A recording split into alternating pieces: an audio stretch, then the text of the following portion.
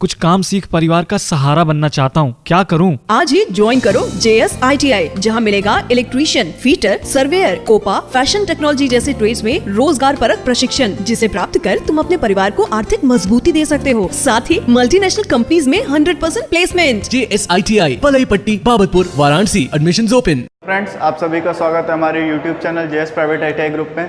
जैसा कि हम लोग का टॉपिक चला तो ट्रांसमिशन एंड डिस्ट्रीब्यूशन का, उसमें हम लोगों ने देख लिया था कि हम लोग का किस टाइप के ट्रांसमिशन होता है लेआउट के आधार पे, ओवरहेड और अंडरग्राउंड। ठीक है, आज अभी उन्हीं के सारे कंपोनेंट के बारे में पढ़ेंगे कि ओवरहेड जो ट्रांसमिशन है, ठीक है, ओवरहेड जो ट्रांसमिशन है उसमें क्या क्या होते हैं और कितने वोल्टेज तक दी जाती है। उसमें बताया था हम पहले कि ओवरहेड जो होता है हमारे सभी वोल्टेज के लिए होता है, उसमें भी दो टाइप होता है, उसको अभी हम दिखा दे रहे हैं। ठीक है, तो सबसे पहले पढ़ेंगे ओवरहेड, ठीक है, उसके बाद में अंडरग्राउंड। ओवरहेड मतलब सिरोपरी लाइन, ठीक है, सिरोपरी लाइन में दो टाइप का होता है। एक होता है सभी वोल्टेज, जब हमारी लाइन कैसी हो, जैसे ये पोल है हमारी, ठीक है, पोल है, पोल से क्या हो, जैसे ये हमारा एक पोल हो गया, इससे पैरेलली मतलब हॉरिजॉन्टली जमीन से जब हॉरिजॉन्टली लाइन जा रही है, ठीक है, हॉरिजॉन्टली लाइन जा रही है तो हमारा क्या होगा, इस समय हम लोग कहेंगे कि हमारा जो ये वोल्टेज है, ये जो लाइन हमारी जो तीनों वायर जा रही है, जैसे ये देखेंगे पोल होता है, इस पे एक क्रॉस आर्म इधर निकले होते हैं, ऊपर भी रहता है, तो एक लाइन इधर से, एक लाइन इधर से, एक लाइन इधर से, ठीक है, यानी जमीन के पैरेलल जा रही है ना, जमीन के पैरेलल यानी हॉरिजॉन्टली जा रही है जमीन के साथ साथ। तो उस लाइन में क्या करेंगे हम लोग, जितना भी वोल्टेज होगा मैक्सिमम वोल्टेज तक, यानी ठीक है, जितनी भी हॉरिजॉन्टल लाइन होंगी, ठीक है, पैरेलल लाइन होंगी ग्राउंड से, उसमें हम लोग मैक्सिमम वोल्टेज तक ट्रांसमिट करते हैं। क्या करते हैं, मैक्सिमम वोल्टेज तक ट्रांसमिट करते हैं, डिस्ट्रीब्यूट करते हैं। और अगर हमारा वर्टिकल हो जाएगा, ये हॉरिजॉन्टल के लिए बता रहे हैं, ठीक है, हॉरिजॉन्टल, ठीक है, और अगर हमारा क्या हो वर्टिकल हो जाए तो वर्टिकल के लिए 650 वोल्ट से अधिक की लाइन हम लोग उस पर नहीं भेजते हैं। ठीक है, 650 वोल्ट से अधिक की लाइन हम लोग उस पर नहीं भेजेंगे। मतलब वर्टिकल का मतलब क्या होता है, ये पोल हो गया, पोल से क्या किया, यहाँ पे ऐसे इंसुलेटर लगा करके वायर इसके इधर लेते हैं, ठीक है, मतलब एक साथ खड़े, जैसे हम लोग की लाइन पोल पे आती है, ठीक है, पोल पे देखोगे कि ऐसे ही आती है लाइन, ठीक है, मतलब दिखा रहे हैं अभी आपको, पोल पे लाइन कैसी होती है, ऐसे आती है आपकी, जैसे ये हो गया हमारा पोल, ठीक है, पोल के साथ मतलब ऐसे परपेंडिकुलर आती है, ठीक है, मतलब ये जो हॉरिजॉन्टल ग्राउंड है इसके वर्टिकली पोजीशन में आएगा। तो वर्टिकली पोजीशन में अगर लाइन हमारी जा रही है तो वहाँ पे 650 वोल्ट ही ट्रांसमिट या डिस्ट्रीब्यूट किया जाता है। क्यों किया जाता है, क्योंकि अगर हम लोग इसमें ज़्यादा करेंगे तो नीचे वाला तार और नीचे आते जाएगा, ठीक है, नीचे वाला तार और नीचे आते जाएगा, और जो कम वोल्टेज का वो ऊपर भी, जैसे कि हम लोग जानते हैं ट्रांसमिशन में सबसे ऊपरी वायर कौन सा होता है, अर्थ वायर होता है, तो वो तो ऊपर चला जाएगा। लेकिन अधिक वोल्टेज होगा तो इन दोनों के बीच में गैप भी बढ़ेगा, जब गैप बढ़ेगा तो वायर और क्या होगा, जमीन की तरफ बढ़ने शुरू हो जाएंगे। तो इसलिए हम लोग क्या करते हैं, उस पर कम वोल्टेज की लाइन ही भेजते हैं कि हमारा वर्टिकली गैप कम हो, ठीक है, कंडक्टरों के बीच में वर्टिकली गैप कम हो। तो ये चीज़ याद रखिएगा। अभी बात करते हैं हम लोग इसके कंपोनेंट पे, ठीक है, ओवरहेड लाइन के कंपोनेंट पे। कंपोनेंट में पहला है पोल, ठीक है, पोल है, पहला है पोल, खंबा, जिससे हम लोग का क्या होता है, हम लोग का वायर और इंसुलेटर अटैच होता है, ठीक है, उसी को हम लोग क्या कहते हैं, पोल कहते हैं, यानी खंबा इसको कहते हैं, ठीक है, हिंदी में खंबा कहते हैं। ये देखिए कई टाइप का होता है। एक चीज़ का याद रखिएगा, बार बार क्वेश्चन में एग्जाम में पूछा जाता है कि पोल का कितना हिस्सा जमीन में होना चाहिए और कितना हिस्सा बाहर होना चाहिए।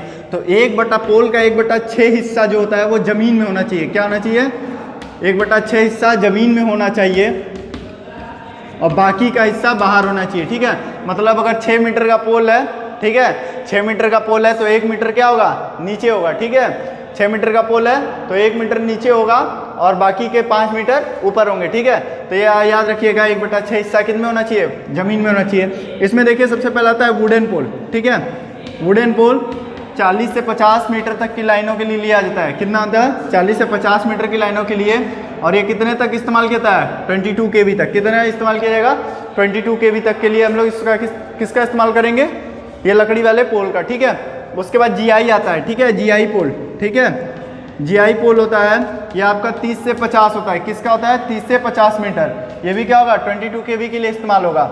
इसके बाद आता है RCC, ठीक है, RCC का खंभा जो सीमेंटेड खंभा होता है वो आपका इस्तेमाल किया जाता है 60 से 100, ठीक है, 60 से 100 मीटर, और ये कितना होगा, 33 kV तक की लाइनों के लिए इस्तेमाल होगा।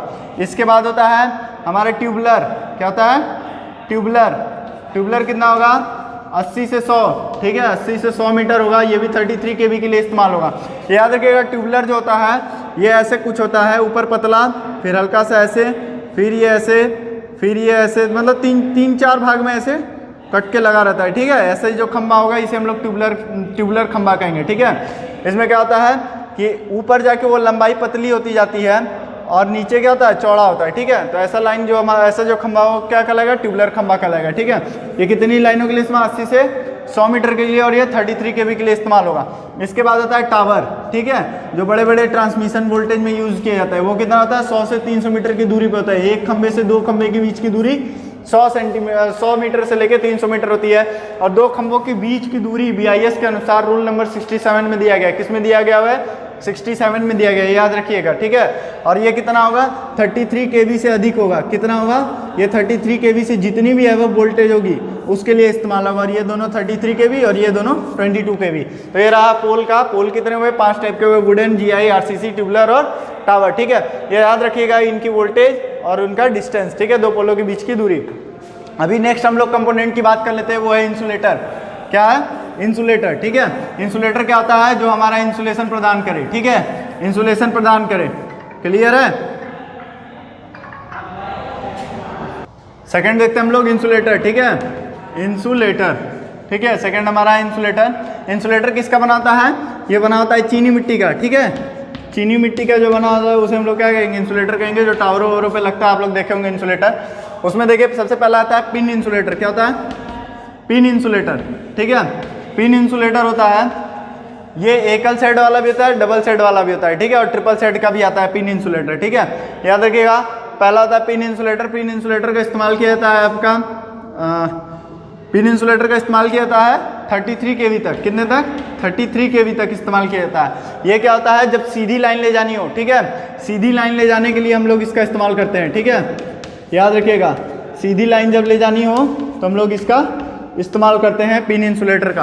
पिन इंसुलेटर कुछ ऐसा ही बना होता है, ना क्लियर नहीं दिख पाएगा आप लोग को, ड्राइंग में आप लोग बनाए होंगे, ठीक है। ये कुछ ऐसा ही डबल सेड का ऐसे बना होता है, ठीक है। यहाँ पे ऊपर हल्का सा कट रहता है, यहाँ से वायर जाता रहता है, ठीक है। इस टाइप का पिन इंसुलेटर बना होता है। उसके बाद है हमारा शैकल इंसुलेटर, ठीक है। उसके बाद है हमारा शैकल, SHACKLE, शैकल इंसुलेटर। इसका इस्तेमाल भी कितने पे किया जाता है, 650 वोल्ट पे बुक में दिया हुआ है, ठीक है। लेकिन इसका इस्तेमाल 33 kV तक भी कर सकते हैं, ठीक है। ये याद रखिएगा 650 वोल्ट तक है, ठीक है, 650 वोल्ट तक होता है, ठीक है। लेकिन इसका इस्तेमाल 33 kV तक यूज़ होता है। और ये कहाँ पे लगते हैं, जहाँ पे हमारा खंबे का अंतिम सिरा हो, अंतिम सिरा जहाँ पे होगा या मोड़ होगा, ठीक है, वहाँ पे इसका इस्तेमाल किया जाएगा शैकल इंसुलेटर का। ये भी double pole, double shed, triple shed and single shed, 3 shed में आते हैं, ठीक है। ये भी याद रखिएगा। तीसरा है स्ट्रेन या स्टे, ठीक है, स्ट्रेन इंसुलेटर और स्टे इंसुलेटर। ये किस टाइप का होता है, एक टाइप का होता है। इसका ये याद रखिएगा, आप लोग देखे होंगे कि जो लाइन पे खंबा होता है, खंबा जब खड़ा होता है उसके साथ एक स्टे वायर, मतलब स्टे वायर लगाया जाता है जो उसके पोल को सहारा दिया रहता है, ठीक है। उसी में देखिएगा एक टाइप का जैसे अंडा होता है, उसी टाइप का एक इंसुलेटर लगाता है। वो क्या करता है कि मान लीजिए अगर किसी भी तरह से टच हो गया वायर में, ठीक है, स्टे वायर में अगर टच हो गया लाइव वायर, तो क्या लीकेज करंट नीचे ना आए। क्यों, क्योंकि अगर इंसुलेटर बीच में रहेगा तो हमारा धारा नीचे नहीं आएगा, ठीक है। तो इसलिए उसका इस्तेमाल वहाँ पे किया जाता है, इसलिए इसको स्टे इंसुलेटर कहते हैं। क्यों, क्योंकि इसके स्टे वायर में यूज़ होता है। कहाँ पे यूज़ होता है, स्टे वायर में। लाइन जब हमारी खंबा खड़ा होता है तो उसके साथ एक स्टे वायर लगा जाता है, उसी में इसका प्रयोग किया जाता है स्टे इंसुलेटर का। इसके बाद आता है चौथा डिस्क, ठीक है, डिस्क टाइप का लीजिए, स्ट्रिंग टाइप का लीजिए, ठीक है, डिस्क, स्ट्रिंग, सस्पेंशन, ठीक है। ये जो होता है डिस्क, स्ट्रिंग, सस्पेंशन, और इसका एक नाम होता है वो है लिंक, ठीक है। इसका एक और नाम होता है लिंक इंसुलेटर, ठीक है। ये चार नाम है एक ही इंसुलेटर का। डिस्क इंसुलेटर का ये, स्ट्रिंग इंसुलेटर, सस्पेंशन का ये, लिंक का ये, ठीक है। अभी देखिए ये स्ट्रिंग और सस्पेंशन दो, इसके अलग अलग नाम इसके लटकने के आधार पर रखे गए हैं। अगर स्ट्रिंग होगा तो ये सीधा में लटकेगा, ठीक है। ये कई नंबर ऑफ डिस्क होते हैं, ठीक है, कई नंबर ऑफ डिस्क होते हैं। ये क्या होंगे, एक साथ जुड़े रहेंगे, ठीक है, एक साथ जुड़े रहेंगे। अगर वो सीधे जुड़े हुए मतलब पैरेलली जुड़े हैं ग्राउंड के, ठीक है, तो इसे हम लोग क्या कहेंगे, स्ट्रिंग इंसुलेटर और और सस्पेंशन इंसुलेटर क्या होता है कि यही डिस्क अगर हमारे ये जैसे सारा डिस्क है, ठीक है, ये क्या हमारा वर्टिकली हो, ठीक है, ऐसे डिस्क लगे होते हैं और वर्टिकली हो, तो उन्हें क्या कहेंगे, सस्पेंशन इंसुलेटर कहेंगे। ये जो होगा ये आपका ट्रांसमिशन लाइन में यूज़ किया जाएगा, ठीक है, ट्रांसमिशन लाइन में यूज़ किया जाएगा, ट्रांसमिशन लाइन में यूज़ किया जाएगा। और 33 kV, ठीक है, कितना होगा, 33 kV से जितनी भी अधिक वोल्टेज होगी वहाँ पे डिस्क इंसुलेटर का ही प्रयोग किया जाता है। कभी कभी 11 kV पे भी होता है, 11 kV पे एक डिस्क लगी होती है, ठीक है, ये याद रखिएगा। कभी कभी क्वेश्चन ये भी पूछ लेता है, बहुत इंपॉर्टेंट क्वेश्चन है कि एक डिस्क कितना वोल्टेज सहन कर सकता है, तो एक डिस्क जो होता है वो 11 kV सहन कर सकता है थ्योरेटिकली, ठीक है, थ्योरेटिकली। बट अगर हमको कैलकुलेशन करना होगा, जैसे कि पूछ दिया 132 kV में, ठीक है, 132 kV में कितना डिस्क होगा, तो इस कैलकुलेशन के लिए हम लोग क्या करेंगे, एक डिस्क जो होगा उसका मान हम लोग निकालेंगे 13.5 kV। कितना होता है, 13.5 kV। अब देखिए हमको 132 पे निकालना है, तो 132 डिवाइडेड बाई 13.5 लगभग ये 19 डिस्क के आसपास आ सकता है, ठीक है, ये याद रखिएगा।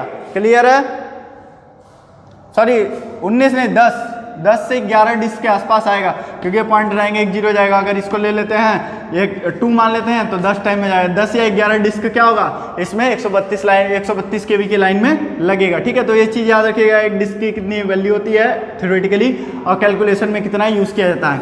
इसके बाद देखते हैं हम लोग कुछ कंडक्टर होते हैं जो हमारे यूज़ किए जाते हैं, ठीक है, कंडक्टर यूज़ किए जाते हैं ओवरहेड में, जिनका पहला नाम है ACSR, aluminium conductor steel reinforce, जिसका फुल फॉर्म है।